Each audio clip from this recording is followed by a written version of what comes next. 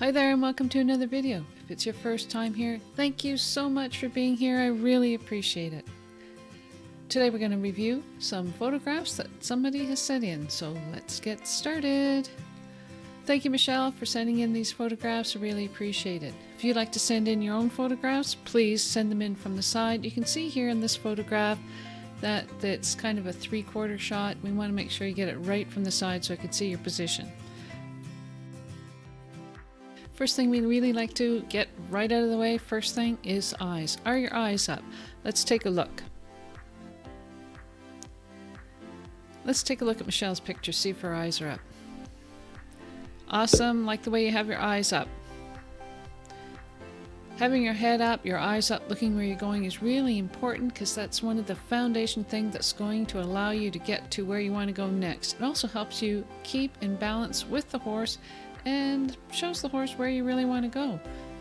If you're looking left, looking right, you're telling the horse where you are going to be going next. If you're looking down, you don't know where you're going next, so the horse doesn't know where it's going next. Keeping your eyes up is really important. Next thing we like to check out is your heels.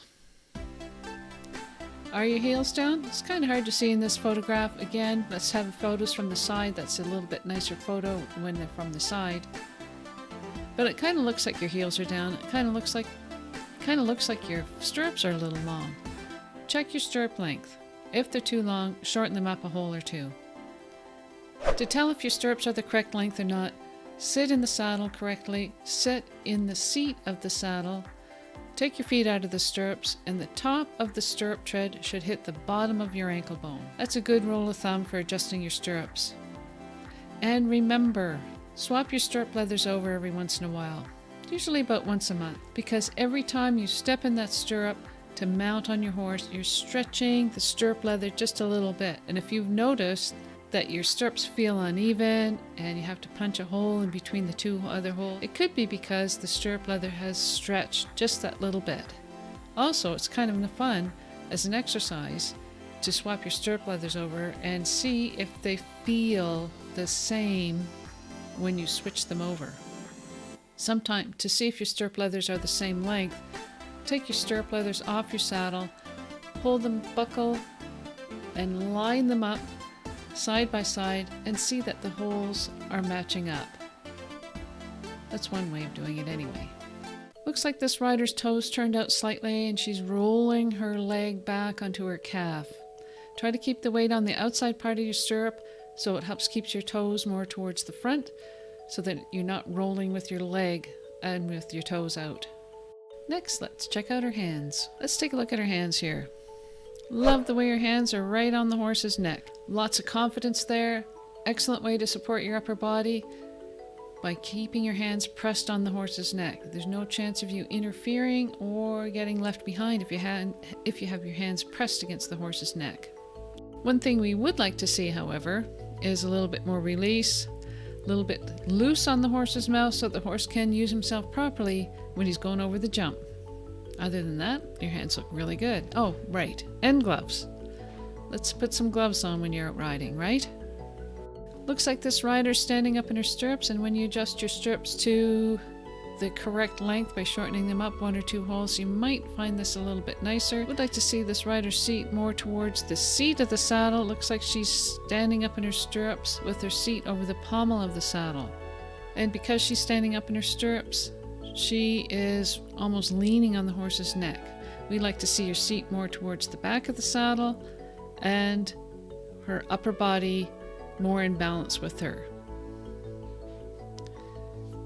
If you were looking at this rider from the side, you'd want to see a straight line, shoulder, knee, toe. And it looks like this rider, it's hard to tell because it's not really from the side, that her shoulders are ahead of her knees, which means she's over in front of the horse rather than staying with the horse with their seat over the center of the saddle. Let's take a look. Shoulder, knee, toe. Shoulder, knee, toe. Kind of like that. It's hard to tell from this angle, but we would like to have her seat more towards the back of the saddle and the straight line, shoulder, knee, toe like this. That'll help keep her in balance with the horse a little bit better.